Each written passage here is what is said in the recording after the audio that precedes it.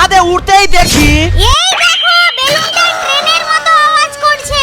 আরে এটা তো রকেট বেলুন, এটা দিয়ে কোনোদিন ট্রেনের আওয়াজ হয়? পাপ্পা তুমি যদি বেলুন দিয়ে এরকম হর্ন বানাতে পারো তাহলে আমি তোমাকে 1000 টাকা দেব। কি 1000 টাকা? দাঁড়া এক্ষুনি বানাচ্ছি। দেখো এটা বানানোর জন্য লাগবে একটা বেলুন আর এরকম পাইপ। সবার প্রথমে পাইপটা থেকে ছোট্ট একটা টুকরো কেটে নিলাম এরকম সাইজের। তারপর বেলুনটার ভিতরে ছোট্ট টুকরোটা এভাবে ঢুকাতে হবে। এবার বড় পাইপটার উপরে বেলুনের মাথাটা আটকিয়ে এরকম করে টেপ দিয়ে ভালোভাবে প্যাক করে দাও। বস দেখো এভাবে বেলুনটা ফুলিয়ে ছাড়তেই এই দেখবে একটা ট্রেনের হরেন।